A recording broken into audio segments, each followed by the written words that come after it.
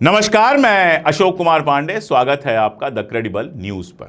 आदमी के पागल होने की सबसे बड़ी निशानी क्या होती है? आदमी के पागल होने की सबसे बड़ी निशानी यह होती है कि वो खुद को खुदा मानने लगता है, खुद को भगवान मानने लगता है। और डोनाल्ड ट्रंप अब धीरे धीरे उन्हीं हालात में पहुंच रहा है। डोनाल्ड ट्रंप अब धीरे धीरे वहीं पहुंच रहा है। अगर मेरी बात पर यकीन नहीं है तो स्क्रीन पर देख लीजिए, ट्रंप ने खुद पोस्ट किया है अपने ट्रुथ सोशल पर, जिसमें खुद को ईसा मसीह की तरह दिखाया है।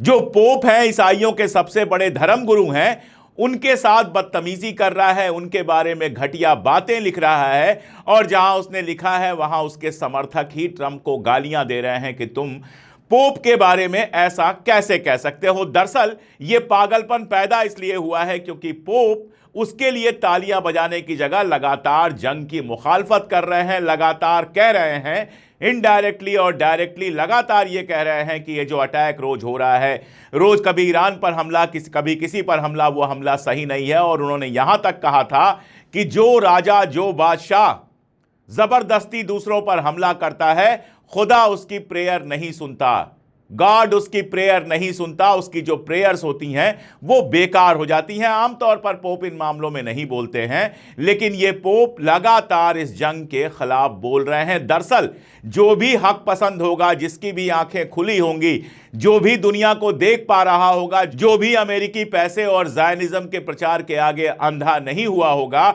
उसकी समझ में साफ आएगा कि यह बिना मतलब की जंग नहीं होनी चाहिए थी। और इस जंग में अगर किसी की गलती है, पूरी की पूरी 100% गलती है, तो वो इजराइल और अमेरिका की है। और मजेदार बात यह है, ट्रंप ने कई साल पहले, मेरे ख्याल से 2020 में एक ट्वीट किया था और उस ट्वीट में कहा था कि ईरान जंग तो कभी नहीं जीतता, लेकिन डिप्लोमेसी कभी नहीं हारता। बातचीत, निगोशिएशन जो होती है उसमें कभी नहीं हारता। पर्शियंस के बारे में, ईरानियों के बारे में यह माना जाता है कि वो हमेशा से बहुत शानदार डिप्लोमेट रहे हैं। जैसे मैं आपको एक एग्जांपल दूं, कैसे बातें कही जाती हैं दुनिया से डिप्लोमेसी में बिना कुछ कहे हुए। आप ईरान की डिप्लोमेसी का, डिप्लोमेटिक जो पूरी की पूरी उनकी टीम जो गई थी, उसके सिर्फ तस्वीर देखिए। जब आप उनकी तस्वीर देखेंगे तो आप देखेंगे सबने एक रंग का, काले रंग का सूट पहना हुआ था। इसके कई सारे मानी होते हैं। पहला तो यह कि जो दुनिया में यह प्रचार करने की कोशिश कर रहे हो कि हम अलग अलग हैं, हमारे बीच में झगड़े चल रहे हैं, वो बेकार की बात है। आईआरजीसी के रिप्रेजेंटेटिव हो या फिर गवर्नमेंट के रिप्रेजेंटेटिव हो, सब एक साथ एक तरह से सोच रहे हैं, एक रंग में हैं। दूसरा, मीनाब की बच्चियों की जिस तरह से तस्वीरें और बाकी सब लेकर ये लोग आए थे, काला सूट, आपको पता है मुहर्रम में काले कपड़े पहने जाते हैं।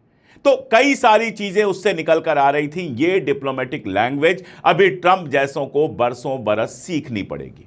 तो अपने पागलपन में वो क्या कह रहा है? अपने पागलपन में कह रहा है कि स्ट्रेट ऑफ हॉर्मुज को हम ब्लॉक कर देंगे। ब्लॉक तो पहले से है, अब और कैसे ब्लॉक करेंगे? ब्लॉक ऐसे करेंगे कि स्ट्रेट ऑफ हॉर्मुज की तरफ ना कोई शिप जा पाएगी और ना ही वहां से बाहर निकल पाएगी। मतलब एक कमरा जो बंद है, जिसमें सिर्फ ईरान की इजाजत से कोई आ सकता है और जा सकता है, उस पर एक और ताला आप लगा देंगे। इससे होगा क्या? ट्रंप जो इशारा कर रहा है वो चाइना की तरफ इशारा कर रहा है और इंडिया की तरफ इशारा कर रहा है कि इनको तेल मिलना बंद हो जाएगा। तो आपको क्या लगता है कि चाइना जाकर आपके कदमों में बैठ जाएगा? और इंडिया के प्राइम मिनिस्टर तो वैसे भी आपके ग्रुप को बिलोंग करते हैं, इंडिया के प्राइम मिनिस्टर तो वैसे भी आपके कहे पर चलते हैं। आपने कहा ईरान से तेल खरीदना बंद कर दो, बंद कर दिया। आपने कहा ईरान से तेल खरीदना शुरू कर दो, शुरू कर दिया। आपने कहा रशिया से तेल खरीदना बंद कर दो, नरेंद्र मोदी ने रशिया से तेल खरीदना बंद कर दिया। आपने कहा रशिया से तेल खरीदना शुरू कर दो, नरेंद्र मोदी ने रशिया से तेल खरीदना शुरू कर दिया। तो वो तो पहले से ही आपके बस में है, और चाइना ना पहले आपके बस में था, ना आपके बस में अब है। अब अगर इस ब्लॉकेज का खेल होगा तो इसका क्या असर पड़ेगा, पहले इस बात को समझिए। और शुरुआत यहां से करते हैं कि क्या यह ब्लॉकेज पॉसिबल है। अगर कागज पर देखें तो यह ब्लॉकेज बिल्कुल पॉसिबल है। अमेरिका के पास बड़े बड़े शिप हैं और उन शिप्स को, जेराल्ड फोर्ड और जो बाकी शिप्स हैं, उन शिप्स को दोनों तरफ वो लगा सकता है। जरूरत कितनी पड़ेगी? कम से कम 2 शिप्स की जरूरत पड़ेगी स्ट्रेट ऑफ हॉर्मुज के लेफ्ट में लगाने की, ताकि वहां से जहाजें ना आ सकें। और कम से कम एक बड़ा शिप लगाना पड़ेगा स्ट्रेट ऑफ हॉर्मुज जहां खत्म होता है, उसके बाद, यानी नक्शे में राइट तरफ, दक्षिण तरफ आपको लगाना पड़ेगा। चलिए ये 3 शिप हो गए, लेकिन क्या सिर्फ इन 3 शिप से काम चल जाएगा? नहीं, आपको स्ट्रेट ऑफ होर्मुज के अंदर भी लगाने पड़ेंगे कि कोई स्मगल करके अगर निकलता है तो आप उसको रोक सकें। स्ट्रेट ऑफ होर्मुज 21 माइल का है, लेकिन पर्शियन गल्फ 21 माइल का नहीं है, वो दोनों तरफ काफी बड़ा है। तो 2 जहाजों के अलावा आपको ढेर सारे और जहाज लगाने पड़ेंगे, उतने बड़े ना सही, छोटे छोटे जहाज। आपको यह लगता है कि बहरीन और यूएई ऐसे में वहां पर अपनी नेवी भेज देंगे, या हो सकता है कि सऊदी अरबिया भी अपनी नेवी भेज दे। अभी तक जो मेरी समझ बनी है वो बहुत क्लियर बनी है कि सऊदी अरबिया इसमें नहीं पड़ेगा। सऊदी अरबिया कतई वहां पर अपनी जहाजें नहीं भेजेगा, लेकिन भेज भी सकता है प्रेशर पड़ने पर। यह तय है कि यूएई भेजेगा और बहरीन भेजेगा। नाटो का जहां तक सवाल है, इंग्लैंड ने साफ साफ मना कर दिया है कि हम उसमें कोई जहाज नहीं भेजेंगे। फ्रांस से भी उम्मीद नहीं पालनी चाहिए, और कनाडा ने जिस तरह से, कैर्नी ने जिस तरह से कल बयान दिया अमेरिका के खिलाफ, और जबरदस्त बयान दिया है, वो बयान सुनना चाहिए सबको कि किसी राष्ट्रपति, किसी प्रधानमंत्री को अपने मुल्क के खुद मुख्तारी के लिए कैसे बात करना चाहिए। वो कल जो कैर्नी का बयान आया है उसको सुनकर सीखना चाहिए। आगे बढ़ने से पहले वही अपील कि अगर चैनल को सब्सक्राइब ना किया हो, बिना सब्सक्राइब किए आप चैनल को लगातार देख रहे हैं और वीडियोस पसंद आ रहे हैं, तो चैनल को सब्सक्राइब जरूर कर लीजिए। तो इनके साथ आएंगे बहरीन और यूएई, मोटा मोटा मान लीजिए, और इन्होंने ब्लॉक कर दिया। ये एक पॉसिबिलिटी है। अब इस पॉसिबिलिटी के साथ जो जुड़ा है उसको समझिए। एक बार आपने इकोनॉमिक ब्लॉकेज किसी कंट्री का किया तो आपने जंग का ऐलान कर दिया, और जंग के ऐलान का मतलब यह है कि ईरान को खुली छूट मिल जाएगी कि वो इनके ऊपर हमला करे। आप जानते हैं कि पहले भी इनका बड़ा जहाज ईरान के हमलों से मार खा के जा चुका है। इन्होंने कहा था किचन में आग लगी थी, लेकिन समझ में आया कि 1.5 साल लग जाएगा उसको बनने के लिए, इसलिए किचन में आग नहीं लगी थी, मिसाइल की मार पड़ी थी। तो पहली बात तो यह कि मिसाइलें गिरेंगी इन जहाजों पर और इनको परेशान करेंगी, नंबर 1। नंबर 2, अगर दुबई अपनी जहाजें भेज देगा, यूएई अपनी जहाजें भेज देगा, बहरीन अपनी जहाजें भेज देगा, तो ईरान के पास खुली छूट है कि वो बड़े आराम से इनके ऊपर हमला करे। यूएई से वीडियोस अभी तक नहीं आए कि किस तरह की वहां चोट पहुंची है, लेकिन कतर ने अपना वीडियो कल परसों में जारी किया था। अल जजीरा पर वो पूरा वीडियो आया था और समझ में आया था कि सारे अमेरिकन सिस्टम के बावजूद ईरानी मिसाइलों ने कतर में जबरदस्त कहर बरसाया है। तो जाहिर है यूएई और बहरीन में पहले भी कहर तो बरसा ही है। बहरीन में अब जो 5th फ्लीट है वो दोबारा नहीं आने वाली। अब इसके बाद जब ईरान हमला करेगा तो कम से कम यूएई और बहरीन पर तो जबरदस्त हमला करेगा, और दूसरे आयल सेक्टर्स पर भी हमला कर सकता है। यानी जो अभी तक थोड़ा बहुत तेल निकल जा रहा था वो तेल भी निकल कर नहीं आएगा। ना कोरिया में आएगा, ना जापान में आएगा, ना इंडिया में आएगा, ना बाकी कंट्रीज में आएगा। तो आप सोचिए प्राइस की कीमत और बढ़ेगी। इसीलिए सुबह सुबह कालीबाफ ट्वीट करते हैं कि आप ब्लॉकेज लगाइए, जो $5-6 में आपके यहां अभी गैस मिल रही है वो ख्वाब बन जाएगी। गैस की कीमतें कई गुना बढ़ जाएंगी। तो सारी दुनिया में जिस ऑयल प्रॉब्लम से बचने के लिए स्ट्रेट ऑफ होर्मुज खुलवाने पर लगे हुए हो, वो प्रॉब्लम और ज्यादा बढ़ जाएगी, क्योंकि तेल कहीं से आएगा नहीं। आगे सुनिए, अगर ऐसा होता है तो सारे इम्कान इस बात के हैं कि बाब अल मंदेब को भी हौथी बंद कर देगा। अभी हौथी ने फ्रांस के एक बड़े जहाज को पीछे लौटने पर मजबूर किया है, तो जाहिर है बाब अल मंदेब को वो बंद करेगा। पहले भी उसने बाब अल मंदेब को बंद किया था, और जब बाब अल मंदेब बंद था, रेड सी से सारा आना जाना बंद था। सबने कोशिश करके देख ली, इजराइल ने कोशिश करके देख ली, सबने कोशिश करके, अमेरिका ने खुद कोशिश करके देख ली, लेकिन हौथियों से बाब अल मंदेब को नहीं खुलवा पाए। बाब अल मंदेब के बंद होने का मतलब है कि जो बचा खुचा तेल वहां से आता था वो भी बंद हो जाएगा। और इजराइल के लिए बड़ी मुसीबत इसलिए होगी क्योंकि इजराइल का बहुत सारा माल बाब अल मंदेब से ही जाता है और आता है। तो अभी तो इनके हाथ से स्ट्रेट ऑफ होर्मुज निकला है, बाब अल मंदेब भी इनके हाथ से निकल जाएगा अगर इन्होंने ब्लॉक किया। यह मोटा मोटा ब्लॉकिंग को समझना चाहिए। 3 पॉइंट में समझिए। पहला पॉइंट, क्या यह मुमकिन है? बिल्कुल मुमकिन है। यह कहना कि मुमकिन नहीं है बेकार की बात है। जंग होगी, मिसाइलें बरसेंगी, लेकिन मुमकिन है। इसमें कोई दो राय नहीं है कि अमेरिका के पास दुनिया की सबसे मजबूत नेवी है। उसका एक हिस्सा यहां पर लगाया जा सकता है, बहरीन यूएई की मदद ले जा सकती है और उसको ब्लॉक किया जा सकता है। नंबर 2, क्या यह ब्लॉकेज सस्टेनेबल है? नहीं है सस्टेनेबल, क्योंकि दुनिया में प्राइसेज इतनी ज्यादा बढ़ जाएंगी और अमेरिका के अंदर प्राइसेज इतनी बढ़ जाएंगी कि ट्रंप के लिए इसका सामना कर पाना बहुत मुश्किल होगा। ऑयल मार्केट गड्ढे में जाएगी, एशिया में भी और उसके बाद अमेरिका में भी। और तीसरी बात कि इसके और क्या असर होंगे, तो इसका असर यह होगा कि जंग दोबारा शुरू हो जाएगी और ईरान और ताकत के साथ अटैक करेगा कम से कम यूएई और बहरीन पर, और बाकी जो ऑयल सेक्टर है उसके ऊपर भी हमला कर सकता है। इजराइल पर हमला तो करेगा ही। अब यह नाकेबंदी का खेल मेरी समझ में क्या आ रहा है उसको देखिए। संडे की शाम को, हिंदुस्तान के टाइम के हिसाब से संडे की शाम को, यानी अमेरिका में आप कह सकते हैं संडे की सुबह यह ट्वीट किया गया। अब इसका असर यह होगा कि मंडे की मार्केट जो अभी खुली है और असर दिख रहा है, एशियन मार्केट्स में जबरदस्त गिरावट नजर आएगी। इसके बाद हम दिन में बात कर रहे हैं, मैं इस समय वीडियो कर रहा हूं तो 11-12 बज रहे हैं। इसके बाद जब अमेरिका में मार्केट खुलने वाला होगा, यानी आज की देर रात, उस समय ट्रंप का एक और ट्वीट आ जाएगा कि हम बातचीत अभी चल रही है, बहुत अच्छी बातचीत चल रही है और ब्लॉकेज फिलहाल हम टाल रहे हैं, या इस तरह की कोई बात आ जाएगी कि अमेरिका का मार्केट ऊपर चला जाए। इसके बीच में जबरदस्त इनसाइडर ट्रेडिंग हो जाएगी ताकि ट्रंप के लोगों को जबरदस्त फायदा हो जाए। तो एशिया का मार्केट डूब जाए उसके लिए वो ट्वीट किया गया, और अमेरिका का मार्केट बढ़ जाए इसके लिए एक और ट्वीट किया जाएगा या एक और ट्रू सोशल आएगा। दोनों तरह से ट्रंप जबरदस्त पैसा कमा सके, एशिया का मार्केट डुबो सके और वहां का निकलने वाला पैसा अमेरिका के मार्केट में लग सके और इनसाइडर ट्रेडिंग करके इसके आसपास के लोग जबरदस्त पैसा कमा सकें। इसलिए इस तरह की बात की जा रही है, ये मुझे लगता है। और दूसरा, जहां तक बातचीत का सवाल है, मेरा मानना है कि कम से कम अभी एक राउंड की बातचीत और हो सकती है। बातचीत की जितनी डिटेल्स आई हैं, अगर आप उनको देखिए तो उसमें क्या है, उसमें मामला यह है कि सारा मामला जीरो एनरिचमेंट पर फंसा हुआ है। असल में मामला क्या है कि जिनेवा में जिन बातों पर ईरान सहमत हो गया था क्योंकि वो जंग को टालना चाहता था, अब ट्रंप वही लागू करवाना चाहता है। ट्रंप ऐसे बिहेव कर रहा है जैसे उसने जंग को जीता हो। 95% नहीं, 90% नहीं, पूरा 100% चाहिए।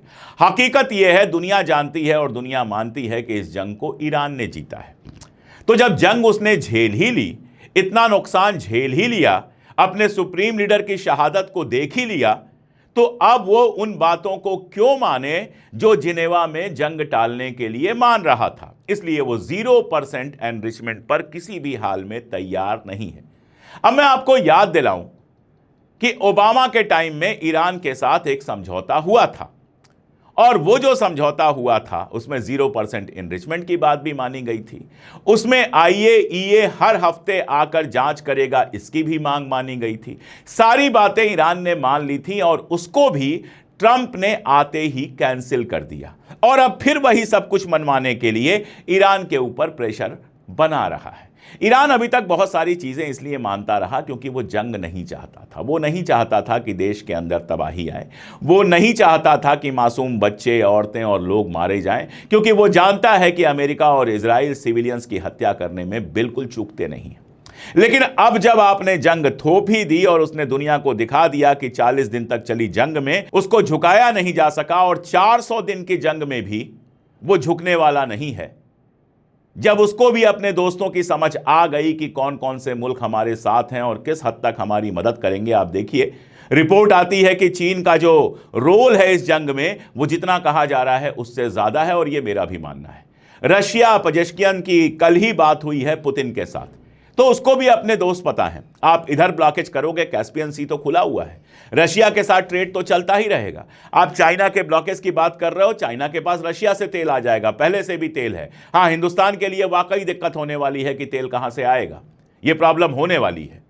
लेकिन चाइना को कोई दिक्कत नहीं होने वाली है, चाइना के पास अच्छा खासा तेल है और रशिया से तेल आता रहेगा, इसलिए चाइना को कोई प्रॉब्लम नहीं होने वाली है। ईरान को प्रॉब्लम होगी, अपना तेल बेच नहीं पाएगा, लेकिन कैस्पियन सी के थ्रू रशिया के साथ उसका ट्रेड चलता रहेगा, हथियार भी आते रहेंगे और बाकी चीजें भी जाती रहेंगी। और इसके अलावा समंदर के अंदर अभी उसका इतना तेल है कि उसकी जो कीमत वसूल होगी उससे ही कम से कम 6 महीने ईरान शांति से चलता रहेगा।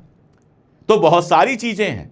इसलिए ईरान फिलहाल वो मांगे क्यों मानेगा जो जिनेवा में मानने को वो तैयार था, या जिसकी बिना पर उसने ओबामा के साथ समझौता किया था। जाहिर है अब वो एक विनर की पोजीशन से बात कर रहा है, एक जीते हुए मुल्क की पोजीशन से बात कर रहा है। अगर ट्रंप के उस ट्वीट को दोबारा याद कीजिए तो उस समय ट्रंप कह रहे थे कि ईरान कभी जंग नहीं जीतता लेकिन निगोशिएशन नहीं हारता। अब तो वो जंग भी जीत चुका है तो निगोशिएशन कैसे हारेगा। पेजेश्कियन का एक ट्वीट आया और बहुत कायदे का ट्वीट था, जिसमें वो कहते हैं, अगर एक लाइन में कहूं तो कहते हैं, अगर समझौता करना है, डील करनी है तो इज्जत से बात करना सीखो। ये जो रोज बदतमीजियां करते हो इससे डील नहीं होती। और ये होगा, आप देखिएगा, डील करने के लिए अगर डील होगी तो इज्जत से ही होगी। ईरान जीरो एनरिचमेंट पर नहीं मानेगा, क्योंकि ये भी समझिए, जीरो एनरिचमेंट का या 60% एनरिचमेंट का केवल एटम बम से लेना देना नहीं है, न्यूक्लियर बम से लेना देना नहीं है। उसका लेना एनर्जी की जरूरतों से भी है, उसका लेना बहुत सारी चीजों से है। हिंदुस्तान जैसे देश या बाकी देश या अमेरिका ये एटॉमिक एनर्जी का इस्तेमाल सिर्फ बम बनाने के लिए नहीं करते हैं, बहुत सारी चीजों के लिए करते हैं। मेडिकल रिसर्च के लिए करते हैं, पावर के लिए करते हैं, पावर सेक्टर बिजली के लिए करते हैं। तो ईरान को भी हक है करने का। वो क्यों अपना एनरिच्ड यूरेनियम किसी और को गिफ्ट करेगा? वो क्यों 0% एनरिचमेंट पर आएगा? एनपीटी साइन किया है उसने और उसने ये बात साफ की है कि हम न्यूक्लियर बम नहीं बना रहे।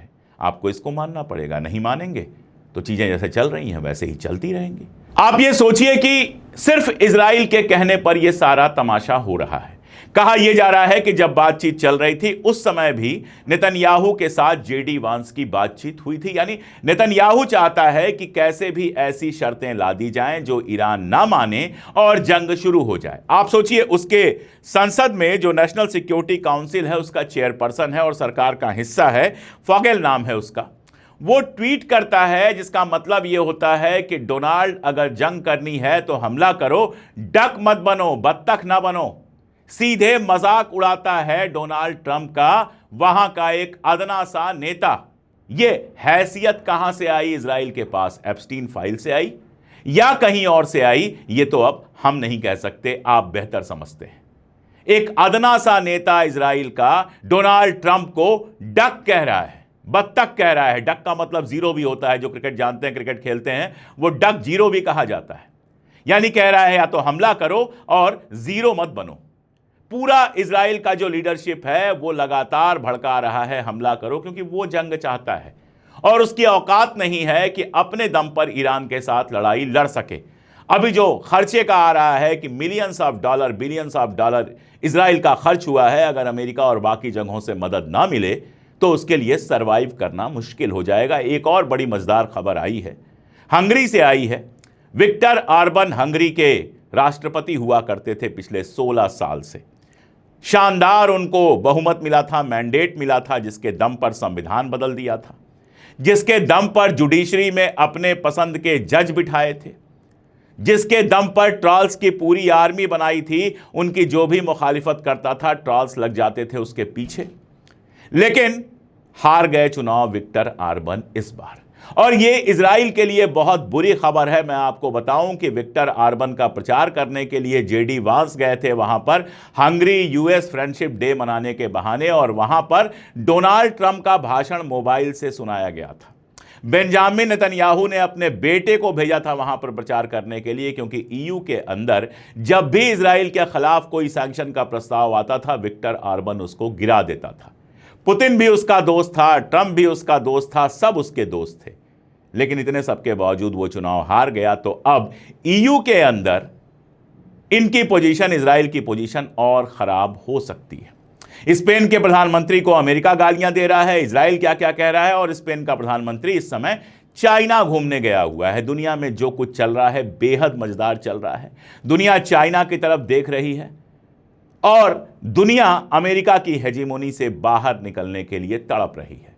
एक आर्टिकल को कोट करके अपनी बात खत्म करूंगा। अमेरिका के एक अखबार का आर्टिकल कहता है कि अब कोई भी ट्रंप से डरता नहीं है, और आज ट्रंप का अगर यह हाल हुआ है कि सब उसको मजाक समझ रहे हैं, कोई उससे डर नहीं रहा है। उसके अंदर के जो कैंट जैसे लोग लगातार कह रहे हैं कि इजराइल के दबाव में तुम ये सारा कुछ कर रहे हो। टकर कार्लसन कह रहा है कि मुझे ट्रंप पर दया आती है जैसे किसी भी स्लेव पर यानी गुलाम पर दया आती है, क्योंकि वो इजराइल का गुलाम बन गया है।